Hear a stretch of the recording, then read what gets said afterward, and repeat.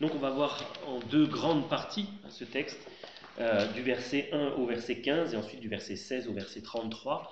La première partie, c'est le récit d'Abraham discutant avec, disons, les trois hommes. On va les appeler comme ça, ils sont nommés comme ça. Et dans la deuxième partie, c'est l'intercession d'Abraham en faveur de Sodome, des potentiels justes qui pourraient s'y trouver. Alors, la semaine dernière, on avait vu au chapitre 17 que Dieu était apparu à Abraham, qui s'appelait encore Abraham, et qu'il lui avait renouvelé ses promesses, les avait même étoffées, et il lui avait même dit, c'est de ta femme Sarai, que tu appelleras maintenant Sarah, que tu vas avoir un enfant. Donc Abraham découvre que ce n'est pas Ismaël qui est l'enfant de la promesse, mais un enfant qui est à venir. Et il est possible, nous avions dit, que le chapitre 18, le début du chapitre 18, relate le même événement, mais sous un autre point de vue. Alors on ne peut pas en être parfaitement sûr, mais il y a quand même un indice très fort. Si vous regardez chapitre 17, verset 21,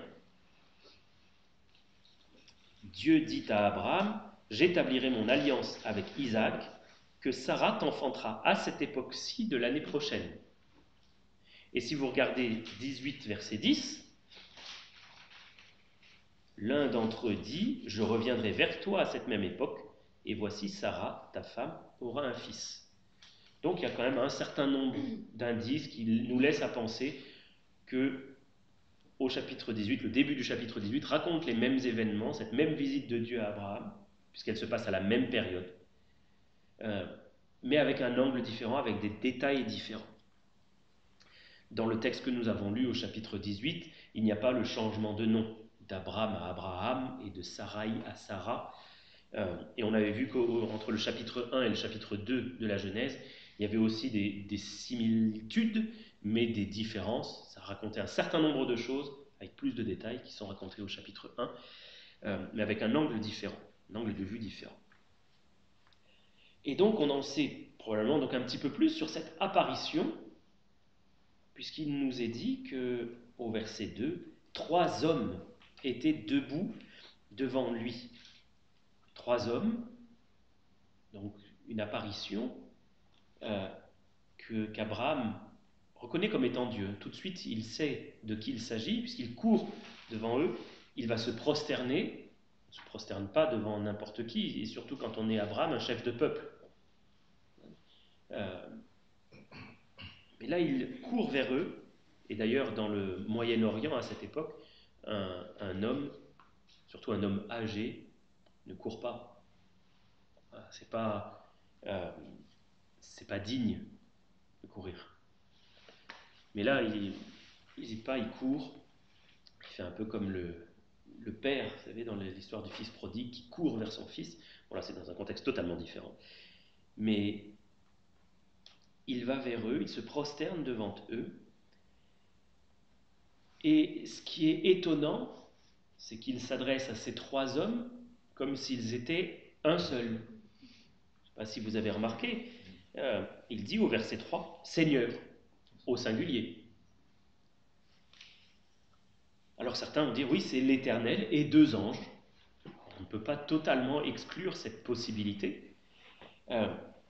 Néanmoins, il y a quand même un certain nombre d'indices qui vont nous faire pencher la balance du côté de cette apparition, qui vont nous faire conclure, si on peut dire, que cette apparition de 3 hommes, c'est l'Éternel.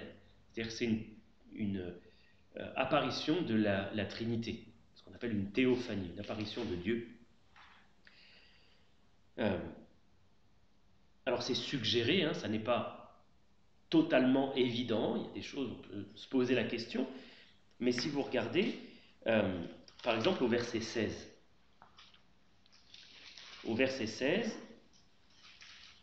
il est écrit « Ces hommes se levèrent pour partir », et au verset 17, « Alors l'Éternel dit ».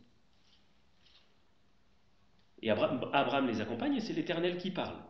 Au verset 22, de la même manière, les hommes s'éloignèrent, mais Abraham se tint encore en présence de l'Éternel.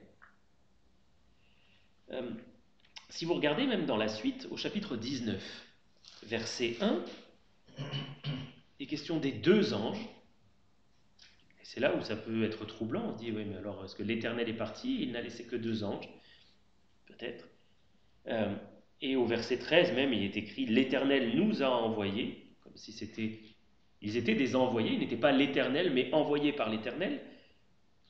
Mais si vous regardez au verset 22 du chapitre 19, hâte-toi de te réfugier donc dans cette petite ville qui est Tsoar, parce que je ne peux rien faire jusqu'à ce que tu y sois arrivé. Et au verset 24, qui est-ce qui fait quelque chose? C'est l'Éternel qui fait pleuvoir du feu et du soufre, de par l'Éternel, sur Sodome et sur Gomorrhe. Donc bon, c'est une petite digression, un petit aparté. Mon opinion personnelle, c'est que cette apparition des trois hommes, c'est une apparition de la divinité, de la Trinité. Néanmoins, il y a certaines choses qui peuvent nous troubler, nous faire penser différemment. Je ne suis pas sûr que ce soit extrêmement grave. Néanmoins, je vous communique quand même ces choses-là. Qu'est-ce qui se passe dans le texte? Abraham offre à ses visiteurs l'hospitalité.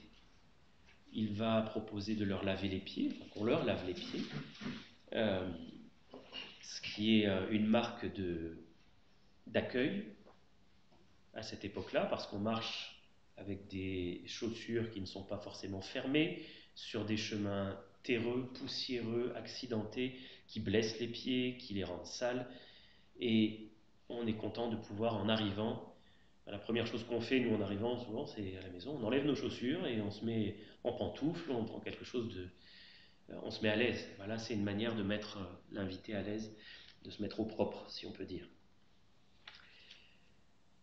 Et il leur propose un repas, pas n'importe quel repas. Il ne les invite pas à un petit apéritif. Il va lui-même, au troupeau, choisir quel type de viande. Un veau. Un veau. Souvent, le veau, on parle du veau gras, d'un veau engraissé, gardé spécialement pour les grandes occasions. Alors là, on ne sait pas s'il y avait un veau gras ou s'il y en avait plusieurs, mais en tout cas, c'est cet animal-là qu'Abraham choisit. Donc c'est quelque chose qui nous montre qu'il reçoit des personnes de distinction, euh, des invités de marque. Et il demande à Sarah de préparer des gâteaux. Alors, probablement qu'il s'agissait de galettes sans levain, vous savez, le pain à la méthode du Moyen-Orient, on faisait frire ce pain ou cuire sur une poêle, un mélange de farine et d'huile, et ça faisait des galettes, quoi.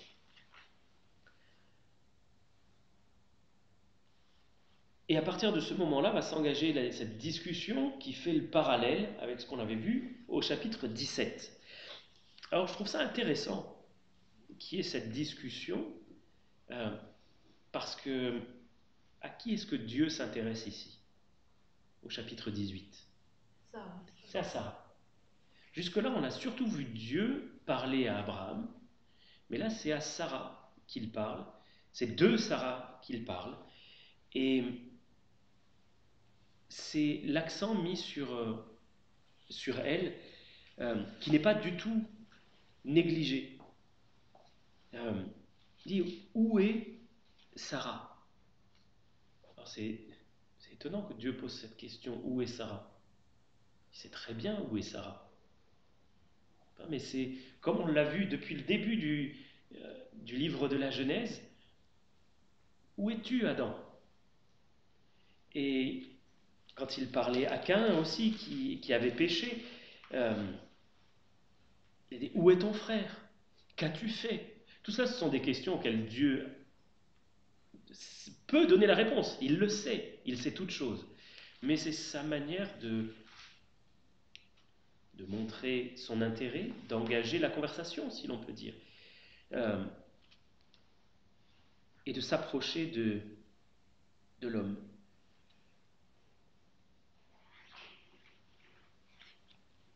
Il y a quelque chose aussi qui m'a marqué en méditant ce passage, c'est que dès le début, dès que Dieu a commencé à entrer en contact avec Abraham, son plan était de lui accorder un enfant par sa femme. Et j'ai trouvé ça touchant parce que Abraham aimait Sarah. Il l'aimait profondément et ça on le voit parce qu'il est toujours marié avec elle. C'est toujours sa femme et a priori c'est sa seule femme. Dans le Moyen-Orient à cette époque-là, lorsqu'une femme était stérile, qu'est-ce qu'il convenait de faire? Soit de la répudier et d'en prendre une autre, soit de prendre une seconde épouse de laquelle on pourrait avoir des enfants. Abraham n'a pas du tout fait cela. Il est resté marié avec Sarai, et juste avec Sarai, même si elle était stérile. Il n'avait pas envisagé de la tromper, d'être adultère, jusqu'à ce que Sarah lui mette l'idée de prendre Agar pour concubine. Ça ne s'était pas passé. Et c'est cette femme que Dieu a choisie pour enfanter. Je trouve ça beau parce que Dieu aurait pu choisir n'importe qui d'autre. Il aurait pu choisir Ismaël, il aurait pu choisir n'importe quelle autre femme, mais il a choisi celle qu'Abraham aimait. Et en dépit de ce handicap, si l'on peut dire, de cette stérilité, Dieu a fait quelque chose de merveilleux. Et je trouve que ça montre que Dieu est plein de sollicitude pour nous. Et quand on doute finalement de la sollicitude de Dieu, comme Abraham et Sarai en ont douté, puisqu'ils ont décidé de donner un petit coup de pouce à Dieu avec Agar, et finalement, quand on doute comme ils ont pu douter, on finit toujours par s'infliger des blessures. Parce que ça a été une blessure évidente pour Sarai de donner une autre femme à son mari. Ça a mis de la discorde dans leur couple et ça va en mettre encore après.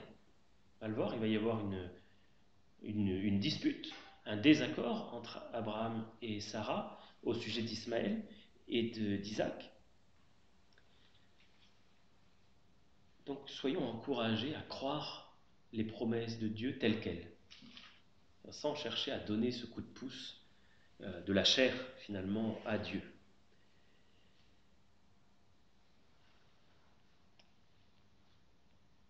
Il y a dans notre texte un verset qui est repris dans le Nouveau Testament. Vous avez peut-être une note de bas de page dans votre Bible, c'est le verset 10, 18-10, où l'un d'entre eux dit « Je reviendrai vers toi à cette même époque, et voici Sarah, ta femme, aura un fils. » Ce verset, il est cité presque mot pour mot dans l'épître aux Romains. On va regarder dans Romains chapitre 9, Romains 9, et on va lire les versets 6 à 9. Romains 9, versets 6 à 9. Dans le contexte de cet épître aux Romains, l'apôtre Paul est en train de faire une sorte de démonstration en argumentant, il pose des questions et il y répond lui-même en disant « Mais alors, si Dieu a fait des promesses et que tout Israël, finalement, n'est pas sauvé, est-ce que ça veut dire que Dieu a rejeté Israël ?» Il dit non, Dieu n'a pas rejeté Israël, et sa parole n'est pas restée sans effet. Donc c'est là qu'on arrive au verset 6. Ce n'est point à dire que la parole de Dieu soit restée sans effet, car tous ceux qui descendent d'Israël ne sont pas Israël. Et bien qu'ils soient la postérité d'Abraham, ils ne sont pas tous ses enfants. Mais il est dit, en Isaac, tu auras une postérité appelée de ton nom. C'est-à-dire que ce ne sont pas les enfants de la chair qui sont enfants de Dieu, mais que ce sont les enfants de la promesse qui sont regardés comme la postérité. Voici en effet la parole de la promesse. Je reviendrai à cette même époque et Sarah aura un fils. Donc ce que Dieu est en train de enfin ce que l'apôtre Paul est en train de dire, c'est que pour être du véritable Israël, il ne suffit pas d'être de la descendance biologique d'Israël, c'est-à-dire de Jacob et donc d'Abraham, mais il faut être de sa descendance, de sa postérité spirituelle. Et donc l'apôtre Paul se sert de ce verset de Genèse 18, verset 10, pour réaffirmer le principe de la foi qui sauve. On devient enfant de Dieu par la foi, en suivant les traces d'Abraham lorsqu'il a eu la foi. L'enfant de la promesse, c'est celui qui est issu de la foi. C'est lorsqu'Abraham et Sarah ont eu foi qu'ils ont enfanté l'enfant de la promesse. Et donc il faut faire cette différence pour nous, c'est un petit aparté, mais entre l'Israël selon la chair et l'Israël spirituel, si l'on peut dire. Il y a les descendants biologiques de Jacob et ceux qui sont les descendants spirituels d'Abraham, Isaac et Jacob. C'est important de faire cette distinction parce que à plusieurs moments dans la parole de Dieu, il y a des promesses qui ont un double accomplissement. Et si on se limite à un seul accomplissement, on passe à côté d'une grande profondeur de la parole. Aussi, quand Dieu promet à Abraham une postérité, il a en vue un double accomplissement. Une postérité qui est biologique, et alors là, cette postérité biologique, elle est innombrable. Il y a les descendants par Ismaël et il y a les descendants par Isaac, mais on sait qu'il a eu d'autres enfants ensuite. Donc, ça fait de très nombreux peuples. Ça, c'est une postérité physique, biologique, qui est très très nombreuse. Mais Dieu a aussi en vue un accomplissement spirituel de cette prophétie. Et de la même manière, on va retrouver à de très nombreuses reprises des prophéties dans la parole de Dieu qui vont avoir un double accomplissement. Un premier accomplissement, par exemple, avec Salomon. Je pense à Dieu qui promet à David un fils qui va régner sur Israël et qui sera un grand roi. Oui, et Salomon a été le premier accomplissement de cette promesse. Mais quand on lit la prophétie, on se rend compte que Dieu a en tête un deuxième accomplissement beaucoup plus complet de cette promesse-là, et que c'est en Christ que cette promesse-là est accomplie. C'est lui qui est le Fils promis. Et ça, on peut le voir à de multiples reprises. Alors, je n'ai pas noté plus d'exemples que ça, mais c'est très très fréquent. Je pense par exemple quand Dieu fait sortir son peuple d'Israël, et j'ai appelé mon fils hors d'Égypte, il y a le fils spirituel, le fils biologique Israël, mais derrière c'est appliqué aussi au Seigneur Jésus, donc il y a deux dimensions.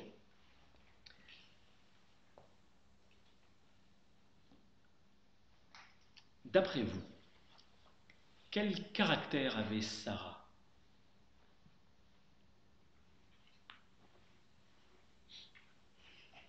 Est-ce que vous avez une idée de son caractère ? Il y a des indices, je ne vous demande pas de le deviner.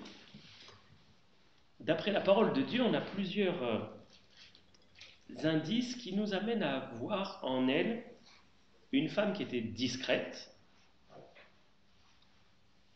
Elle ne vient pas s'imposer, elle reste dans l'attente. Il est cité comme un exemple de femme qui respecte son mari. Oui, on va y arriver dans un petit instant, dans 1 Pierre, chapitre 3, oui. Elle est dévouée, elle est serviable, et elle est assez paisible. Je dis assez paisible parce qu'on la voit au moins 2 fois faire preuve d'un caractère certain, lorsqu'il s'agit de remettre Agar à sa place, si l'on peut dire, première fois, et une deuxième fois lorsqu'il s'agit du conflit avec Ismaël, où elle sait se montrer présente. Mais il n'empêche que c'est une femme qui est présentée, on va regarder dans 1 Pierre chapitre 3, versets 1 à 6. 1 Pierre 3, versets 1 à 6.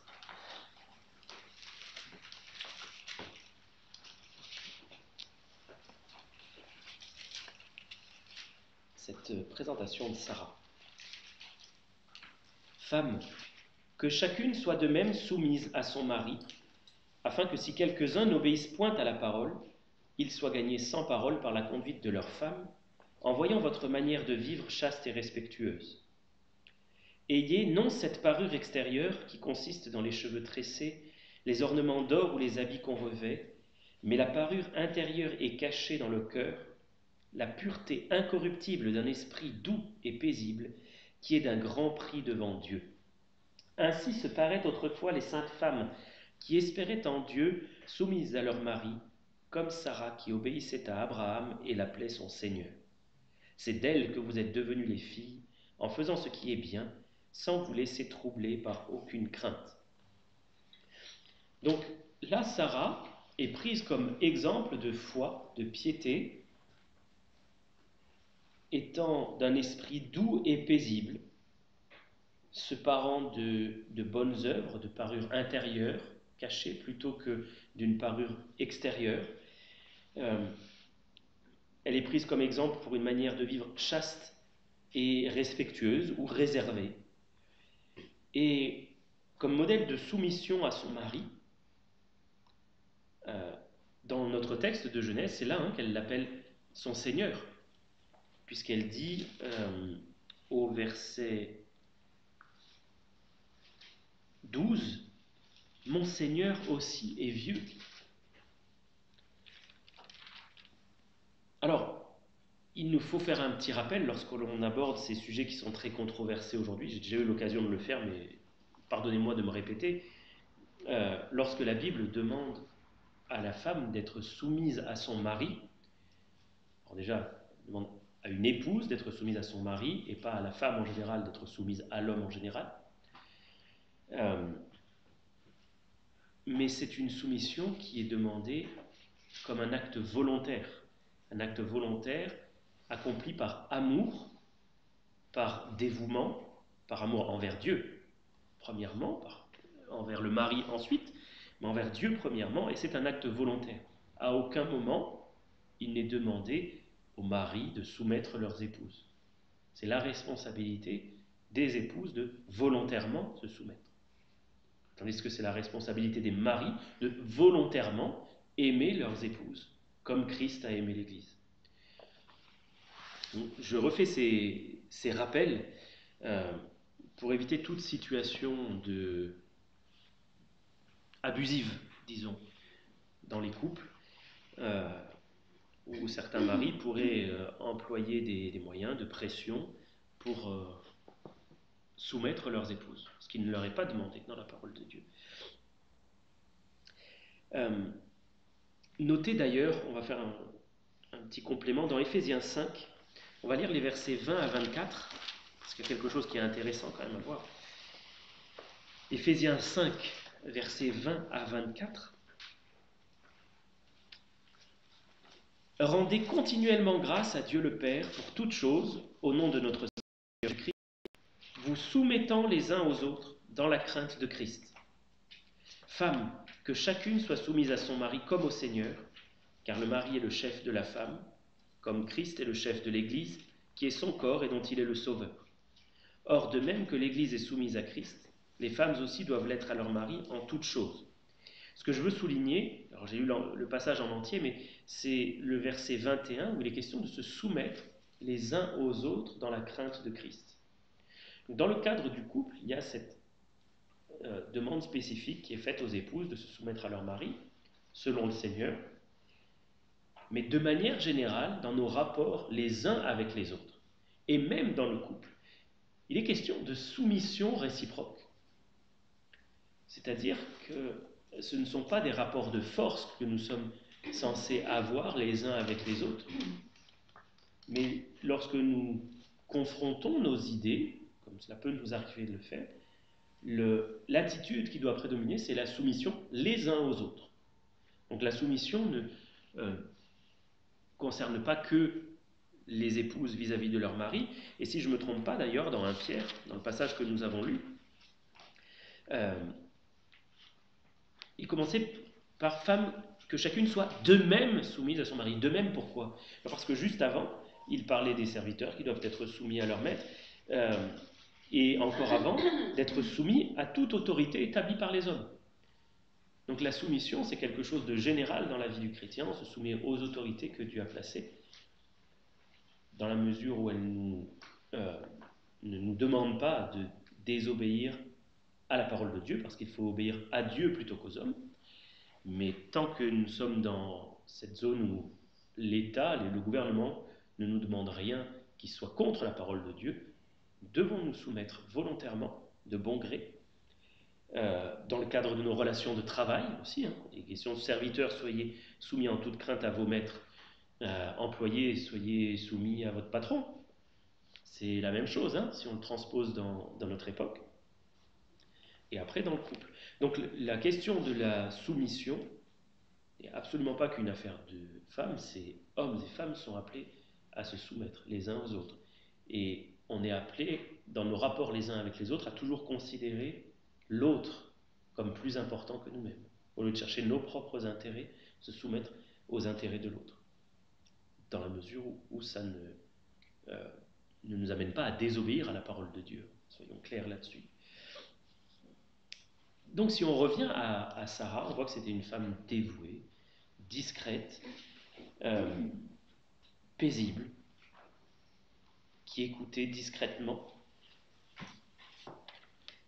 Je me demandais, oui.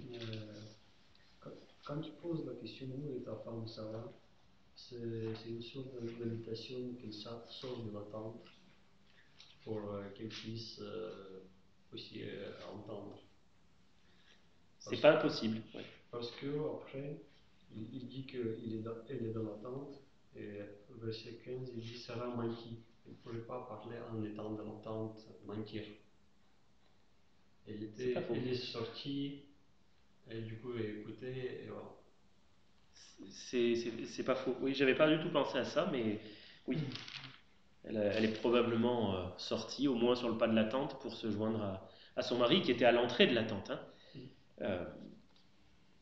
pour se joindre à la conversation, puisqu'il était question d'elle. Et c'est là où on voit d'ailleurs que Dieu sait ce qui se passe à l'intérieur du cœur. Parce que à partir du verset 12, tout ce qui se passe est intérieur. C'est un dialogue, mais elle rit en elle-même. On se rend compte, Sarah n'a pas éclaté de rire, elle ne s'est pas esclaffée, comme ça pourrait nous arriver, en entendant quelque chose d'invraisemblable ou que nous trouverions drôle. Mais elle a ri en elle-même, et Dieu a vu ce rire d'incrédulité, parce que c'était de l'incrédulité. Quand on regarde ce qu'elle a dit, mais maintenant que je suis vieille, aurais-je encore des désirs? Mon Seigneur, l'Éternel est vieux. Et est-ce que vraiment j'aurai un enfant, moi qui suis vieille? On voit quand même que son raisonnement est empreint de doute, de grands doutes. Elle n'a pas que des qualités, non. Mais qui n'a que des qualités? Non, elle n'a pas que des qualités. Alors Dieu lui fait remarquer ce qu'il a vu dans son cœur et Sarah prend peur. Et non, j'ai pas ri.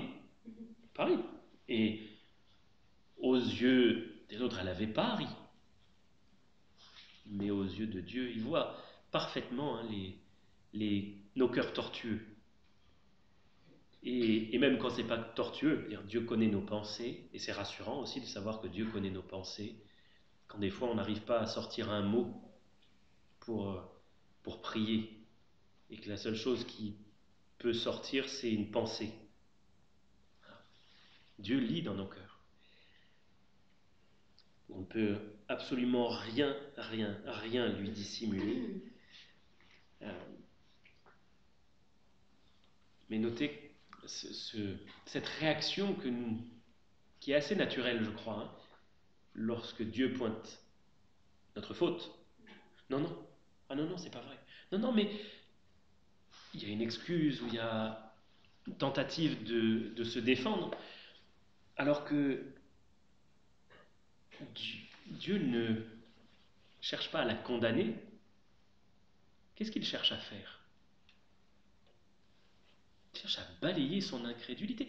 Y a-t-il quelque chose qui soit étonnant de la part de l'Éternel? Je vais dire, mais est-ce que je pourrais avoir un enfant, moi qui suis? J'ai 90 ans. On se rend compte quand même, hein. Elle a 90 ans. Elle n'est pas proche de la ménopause. Non, elle a 90 ans. Donc, il est écrit qu'ils ne pouvaient même plus espérer avoir des enfants. C'est-à-dire que c'était quelque chose qui était sorti de leur pensée. Ils avaient, pour employer le langage moderne, ils avaient fait le deuil, certainement là-dessus. Mais y a-t-il quelque chose qui soit étonnant de la part de l'Éternel? Et ça, c'est la leçon que Dieu veut lui apprendre. Il n'y a rien qui soit étonnant de la part de Dieu. Quelle que soit la situation bouchée dans laquelle on peut se trouver, il n'y a rien que Dieu ne puisse faire. Son bras n'est pas trop court. On va regarder un passage, notamment dans Jérémie 32. Jérémie 32, les versets 17 et 27.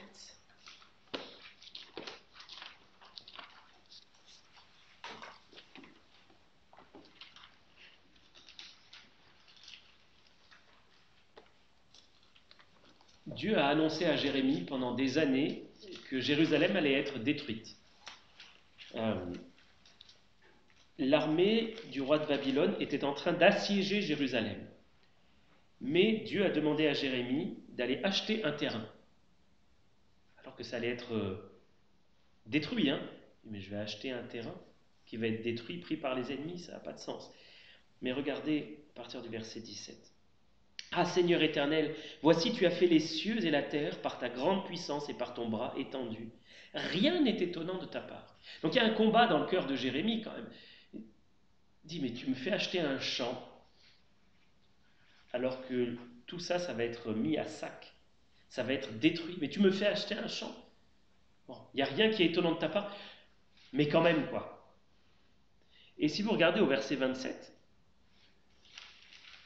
voici, je suis l'Éternel, le Dieu de toute chair. Y a-t-il rien qui soit étonnant de ma part? Et il dit ensuite, oui, je vais livrer la ville à Nebuchadnezzar, roi de Babylone.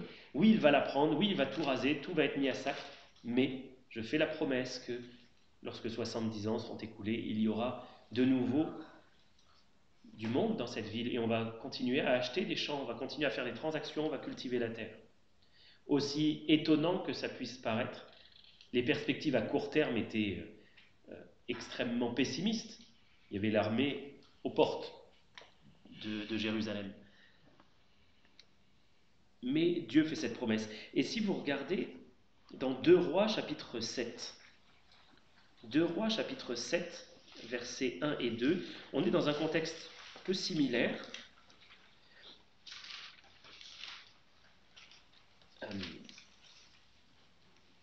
Là, cette fois-ci, c'est la ville de Samarie, quelques années avant, qui est assiégée, et c'est la famine. 2 Rois, chapitre 7, versets 1 et 2, Élisée dit, « Écoutez la parole de l'Éternel. Ainsi parle l'Éternel, demain à 7 heures, on aura une mesure de fleurs de farine pour un cycle et 2 mesures d'orge pour un cycle à la porte de Samarie. La fin de la famine et les prix baissent d'un seul coup. Il y aura tellement de nourriture que les cours vont baisser. » Et l'officier sur la main duquel s'appuyait le roi répondit à l'homme de Dieu, « Quand l'Éternel ferait des fenêtres au ciel, pareille chose arriverait-elle » Élisée dit, « Tu le verras de tes yeux, mais tu n'en mangeras point. » Donc, on est face là à un homme qui ne croit pas un seul mot de ce que dit la prophétie de l'Éternel. Et Dieu sanctionne cet homme en disant, puisque tu ne l'as pas cru, tu vas le voir de tes yeux, mais tu n'en profiteras pas. Parce qu'il disait même, et Dieu pourrait même faire des fenêtres au ciel, ça ne pourrait pas arriver une telle chose. Et Dieu va faire survenir cette chose-là. Donc en réalité, notre foi est limitée, et nous avons tendance à limiter la puissance de Dieu. Dans nos circonstances, dire, mais qu'est-ce que Dieu peut faire? Non, ça ne va pas arriver. Ou alors on sait que Dieu est grand, qu'il est capable de tout faire, mais pour les autres. et pas pour nous. On est appelé à se saisir quand même de la foi et à faire confiance au Seigneur qui peut absolument tout. Est-ce que ça va pour cette partie du texte? Ce qui m'étonne souvent, c'est dans Hébreux 11, Oui. on retient de Sarah qu'elle a cru à la promesse de Dieu, donc juste après cet événement, dans Hébreux 11, verset 11.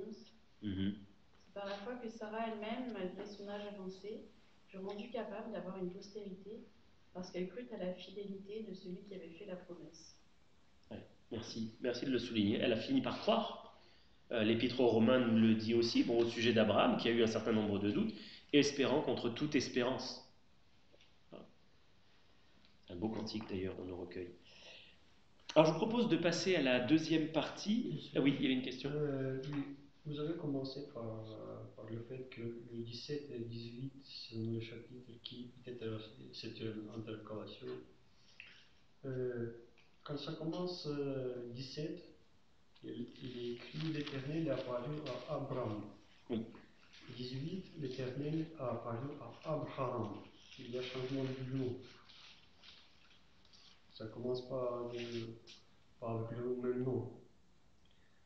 Oui. Et on voit que du moment que Dieu a dit tu vas t'appeler désormais Abraham, juste après, dans la discussion, il parle déjà Abraham, oui. Il ne parle pas Abraham. Mm-hmm. Et Sarah, c'est pareil. Du moment qu'il utilise, il dit désormais Sarah. Oui, et il l'appelle Sarah. Ça continue, déjà Sarah, ça revient plus. Oui. Et après, vous avez dit, c'est parce que la même méthode est utilisée dans la Genèse, premier et deuxième chapitre.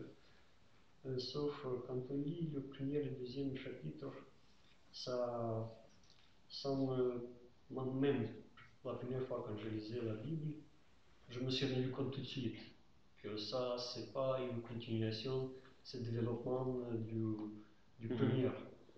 Pendant que ça, c'est plutôt, on lit, on voit à cette époque-ci de l'année prochaine, et si on voit que dans le prochain chapitre aussi ça se répète, on commence le pour et le contre, voir, pendant que ça ne se passe pas dans la Genèse, quand on lit la Genèse, dès qu'on lit Genèse 2, c'est tout de suite ça, intuition, ça. On ne peut pas en être absolument sûr. Soit ce sont deux apparitions rapprochées, parce que c'est quand même à la même époque l'année prochaine, dans les deux textes il le dit. Donc soit c'est deux apparitions rapprochées, c'est pas impossible. C'est pas impossible. Soit c'est la même apparition, avec plus de détails. Moi je ne suis pas dogmatique dessus, c'est-à-dire que j'en fais pas un sujet de doctrine, il n'y a absolument pas de quoi en faire un sujet de doctrine, mais c'est une possibilité. Et il ne faut pas passer à côté, d'autant que c'est un procédé qui est déjà employé ailleurs. Mais après, si il vous semble plus naturel de penser que ce sont deux récits consécutifs, moi ça ne me gêne pas. Je n'y vois aucun problème là-dedans. Je vous propose de passer à la suite. L'intercession d'Abraham. Je veux relever qu'Abraham continue à marcher, il veut les accompagner, il veut rester en présence de l'Éternel, et il va le faire encore, ça va être souligné au verset 22, il reste en présence de l'Éternel. Mais ce que je veux surtout souligner au départ, c'est le verset 17, cette réflexion que Dieu fait, dit « Cacherai-je à Abraham ce que je vais faire ?» Ça, je trouve ça très beau, se dire que Dieu se pose la question, encore une fois, c'est une question dont il a la réponse, mais ça nous montre sa pensée. Il ne souhaite pas cacher à ceux qui ont la foi ce qu'il va faire. Et le Seigneur Jésus a dit exactement la même chose. Si vous regardez dans Jean 15, versets 12 à 15, Jésus dit « C'est ici mon commandement. Aimez-vous les uns les autres comme je vous ai aimé. Il n'y a pas de plus grand amour que de donner sa vie pour ses amis. Vous êtes mes amis si vous faites ce que je vous commande. Je ne vous appelle plus serviteur, parce que le serviteur ne sait pas ce que fait son maître. Mais je vous ai appelé amis, parce que je vous ai fait connaître tout ce que j'ai appris de mon Père.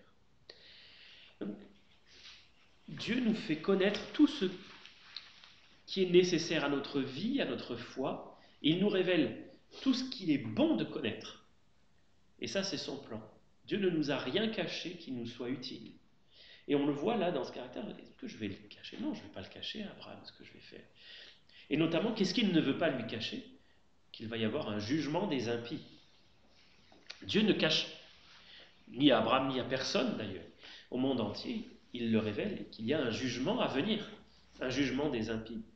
Alors on le verra dans la suite, en étudiant la suite de la Genèse, que ce récit de ce qui arrive à Sodome et Gomorrhe, du jugement de Sodome et Gomorrhe par le feu du ciel, c'est un exemple qui est donné aux impies à venir, de la justice de Dieu et du grand jugement que Dieu va envoyer sur la terre et pour tous les hommes se passeront devant Dieu.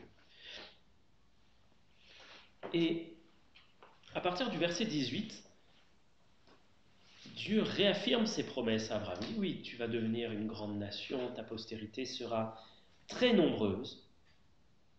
Je vais accomplir les promesses que je t'ai faites. Je les ai données pour qu'elles subsistent à travers de toi, ta famille et ta postérité après toi. Mais je vais juger Sodome parce que son péché s'est accru énormément, s'est monté jusqu'à moi dans le ciel et je suis venu voir si tout est bien comme on me l'a dit. J'ai l'impression que Dieu teste Abraham d'une certaine manière, en réaffirmant ses promesses et en lui disant « je vais juger le monde ». Quelle va être la réaction d'Abraham? Est-ce qu'il va se dire « oh ben moi les promesses c'est bon, je suis bien dans mon coin, les autres ils sont jugés, ben, tant pis pour eux, hein, après tout, ils n'avaient qu'à pas être méchants ». Ou est-ce qu'Abraham va agir différemment? Alors je ne sais pas si vous avez eu cette lecture-là, mais en tout cas c'est l'impression que j'ai en lisant ce texte, c'est Dieu remet ses promesses devant Abraham, il dit oui mais je vais juger eux. Comment vas-tu réagir? Et nous, comment est-ce qu'on réagit? Est-ce qu'on se dit ah, j'ai mon petit salut, c'est bien, je suis tranquille avec mes petites promesses de Dieu pour moi, les autres, bon, ils seront jugés un jour, mais ce n'est pas mon problème. Je ne suis pas le gardien de mon frère, comme aurait dit quelqu'un. On est appelé finalement à avoir la même attitude qu'Abraham, l'intercession. Remarquez qu'Abraham n'a pas demandé à Dieu de ne pas juger. Il a dit non, Seigneur, ne juge pas. Ça aurait été injuste. Mais est-ce que tu vas juger le juste comme le méchant? Il y avait une inquiétude quand même dans le cœur d'Abraham. Est-ce que toi tu ferais ça? Tu ferais périr les justes avec? Non, je ne peux pas croire que tu vas faire ça. Tu m'as demandé d'être juste, de marcher devant toi avec intégrité, et tu jugerais le juste comme le méchant. Non. Mais d'une certaine manière un peu prophétique, on peut dire qu'Abraham va discerner que Dieu ne va pas traiter les justes comme les injustes. Il a compris que Dieu est un Dieu juste. Il a compris, ça c'est extraordinaire, qu'il est celui qui juge toute la terre. Dans un monde polythéiste, où chaque nation a son Dieu, et chaque Dieu a une influence limitée à une région, voire même à un petit bout de région. Lui, il a compris que l'Éternel, c'est le Dieu de toute la terre. C'est le seul Dieu. Donc il y a quelque chose d'assez fort ici. Et Dieu lui fait une promesse, il dit, je vais même pardonner à toute la ville si j'y trouve 50, puis 40, puis 30, puis même 10 justes. Ça, c'est ce que Dieu fait aujourd'hui. Je ne sais pas si on en a conscience, mais Dieu retient le jugement. Pourquoi? Parce que l'Église est encore là. Il va venir un moment où Dieu va enlever l'Église, et à ce moment-là commencera la période de la grande tribulation. et les jugements vont s'enchaîner les uns après les autres. Mais pour l'instant, ce qui retient le jugement, c'est entre autres la présence des croyants. C'est 2 Thessaloniciens qui nous dit ça, chapitre 2. 2 Thessaloniciens, chapitre 2, versets 5 à 7.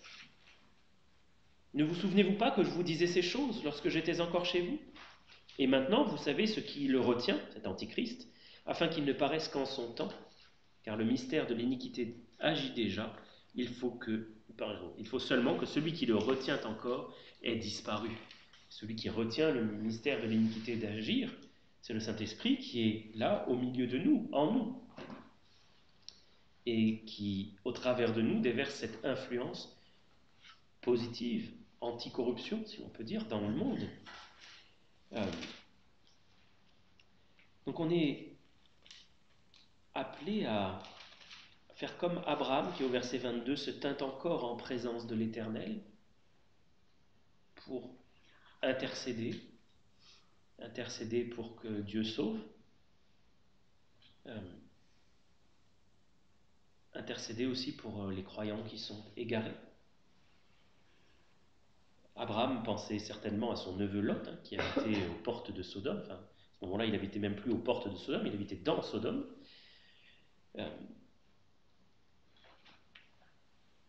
Donc ayons cette attitude qui ne soit pas égoïste, sans souci du prochain. Le prochain, c'est aussi celui qui se perd.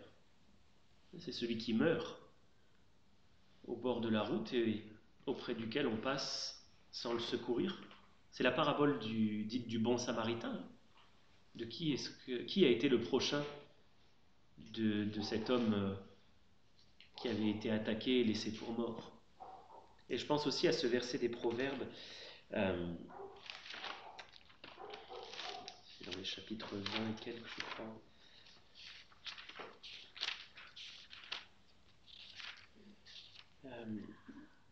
Proverbe 24, versets 11 et 12. 24, versets 11 et 12. Délivre ceux qu'on traîne à la mort, ceux qu'on va égorger, sauve-les. Si tu dis, ah, nous ne le savions pas, celui qui pèse les cœurs, ne le voit-il pas? Celui qui veille sur ton âme, ne le connaît-il pas? Et ne rendra-t-il pas à chacun selon ses œuvres? Donc nous ne pouvons pas dire, nous qui connaissons le salut, que nous ne savons pas qu'il va y avoir un jugement. On ne peut pas le dire. On en a été sauvés de ce jugement. Et donc on est appelé de manière assez solennelle quand même, devant Dieu, comme lorsque l'apôtre Paul dit à Timothée, je t'en conjure devant Dieu, devant les anges élus, prêche la parole. C'est-à-dire qu'on est appelé à être un témoignage. Alors on n'est pas tous des prédicateurs, mais on est appelé à, par notre témoignage, distribuer un évangile, parler du Seigneur, annoncer le salut. Et tant pis si le monde nous prend pour des illuminés. Il suffit de toute façon qu'on prononce le nom de Jésus pour être mis dans certaines cases. Mais n'hésitons pas, et ça c'est des choses qu'il faut que je me prêche à moi-même aussi. Je propose qu'on s'arrête là, avant qu'il y ait des questions. Alors on va prier. Notre Père, merci de nous rappeler l'importance, la nécessité d'intercéder pour ce monde perdu, pour que beaucoup viennent à te connaître, pour que ceux de nos frères et sœurs qui s'égarent reviennent dans le droit chemin. Seigneur, nous ne te prions pas de ne pas juger, parce que tu as annoncé déjà ce jugement à venir et qu'il est juste, il sera juste. Mais nous te prions, Seigneur, dans ta grâce, de nous préserver déjà nous-mêmes du mal, de nous faire marcher sur un chemin droit, de nous préserver de la tentation. Et nous te prions de rappeler à nos cœurs l'importance de parler de toi, puisque tu nous as donné ce mandat de faire de toutes les nations des disciples engagés. Aide-nous à être courageux, simplement courageux, Seigneur, et à parler de toi dans les occasions que tu nous donnes. Je te demande pardon, Seigneur, de le mettre si souvent en oubli, de le négliger, alors que tu as tant à cœur de sauver, parce que c'est pour cela que tu es venu et que tu t'es donné pour nous. Pardonne-moi, Seigneur, et renouvelle mon zèle et notre zèle pour l'œuvre d'évangélisation que tu nous as confiée. Au nom du Seigneur Jésus. Amen. Amen.